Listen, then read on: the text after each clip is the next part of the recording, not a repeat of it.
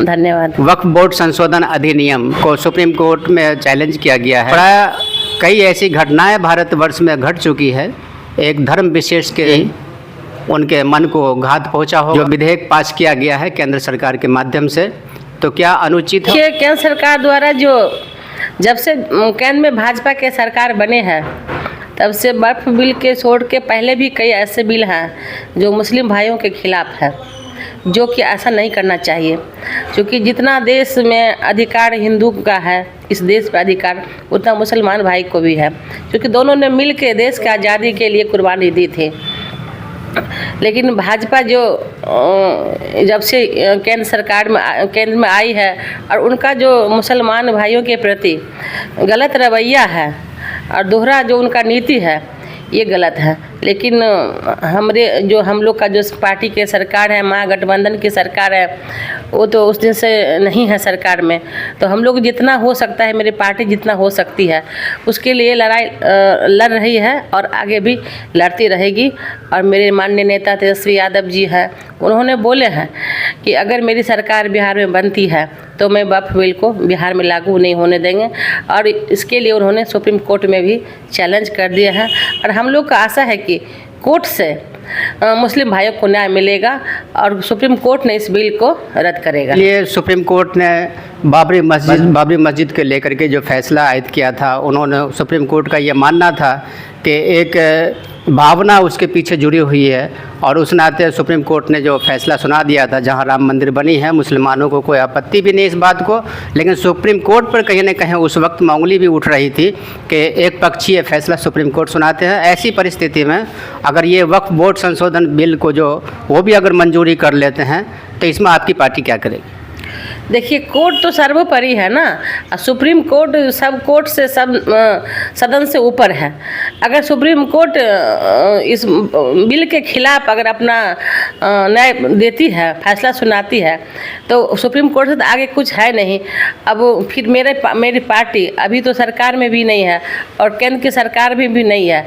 लेकिन अगर supreme court ऐसे, हम लोग को आशा है, पार्टी के नेता को आशा है कि आप मुस्लिम भाई के सपोर्ट में ही, उनके पक्ष में ही प्रक्रिया आएगा। अगर नहीं आती है तो भविष्य में सब दिन भाजपा की तो सरकार केंद्र में रहेगी नहीं।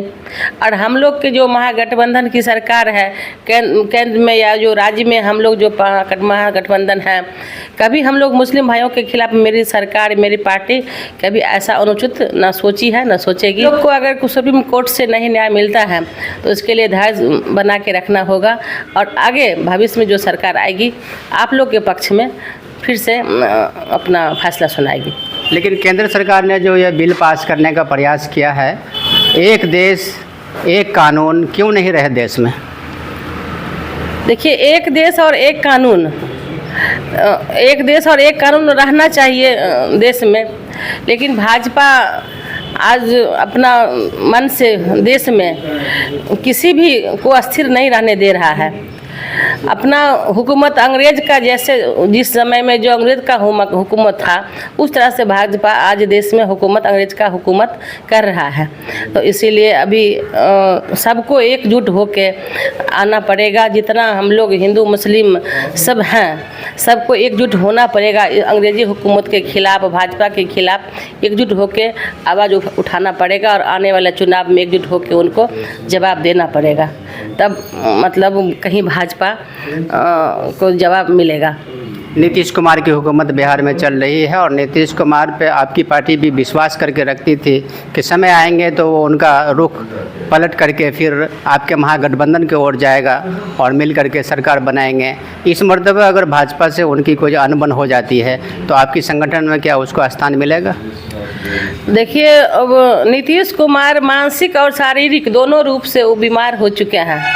बस वो नाम के मुख्यमंत्री हैं अभी बिहार में, और बिहार में जो अभी चल रहा है सरकार, वो भाजपा और अफसर दोनों मिलके, जो IAS हैं वो और भाजपा के जो है मिलके बिहार में सरकार चला रही हैं। और नीतीश कुमार जो है वो नाम के मुख्यमंत्री हैं, वो शारीरिक और मानसिक रूप दोनों से बीमार हो चुके हैं।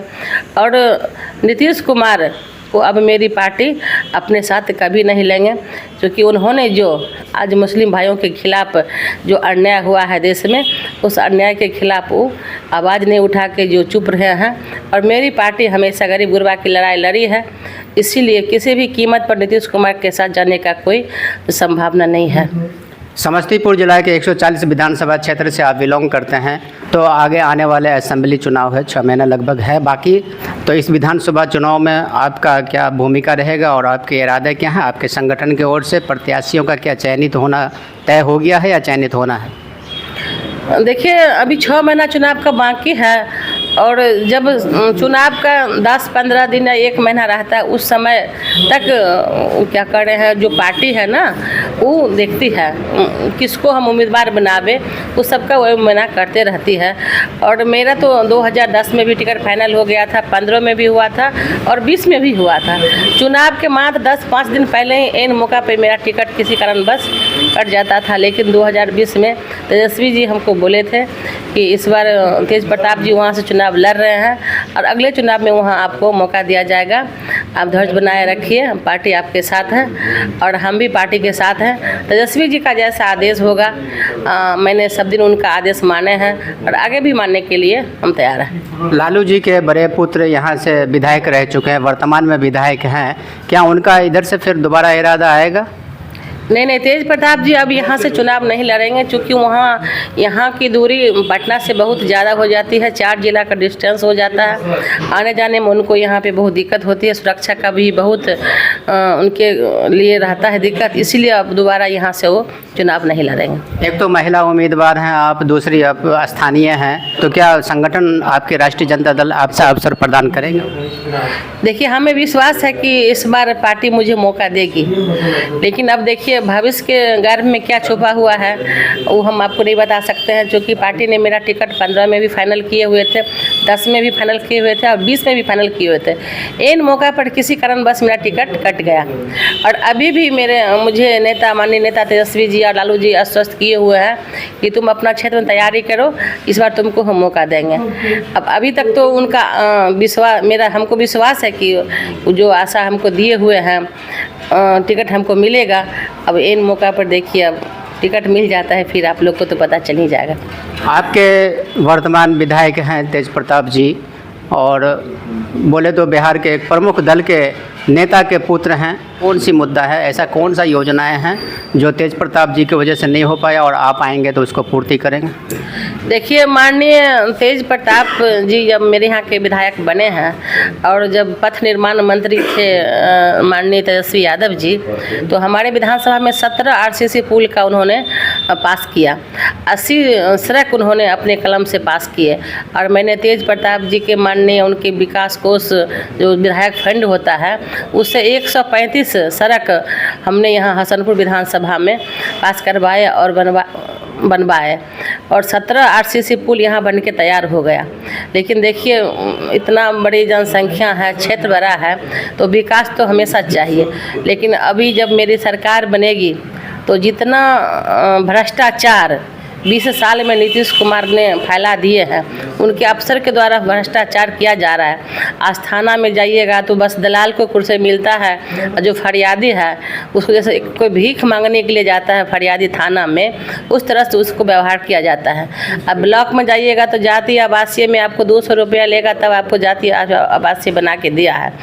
तो जितना भ्रष्टाचार का बोलबाला नीतीश कुमार के सरकार में हो गया है, मेरी सरकार बनेगी जब माननीय मेरे तेजस्वी जी बिहार के मुख्यमंत्री बनेंगे तो सबसे पहले भ्रष्टाचार पर अंकुश लगाया जाएगा और अफसर जो इतना अफसरशाही कर रहा है उस पर अंकुश लगाया जाएगा। नेशनल डेमोक्रेटिक अलायंस और महागठबंधन के बीच अब तक की बिहार की राजनीतिक में उथल पुथल होती रही है। इस मरतबा प्रशांत किशोर जी का जन स्वराज पार्टी भी आ रहा है, किस प्रकार की चुनौतियों का सामना करना पड़ सकता है आप लोगों को? देखिए, प्रशांत किशोर तो हम लोग के लिए कहीं से कोई चुनौती नहीं है। क्या कहिएगा, ऐसे छोटी मोटी पार्टी का बहुत ऐसे ही बिहार में बनते रहती है और टूटते रहती है। उसी में एक तरह उसी कड़ी में एक प्रशांत किशोर का भी पार्टी है। उस पार्टी से हम लोग को ना कोई लेना देना है और ना मेरी पार्टी पर उसका कोई असर पड़ने वाला है।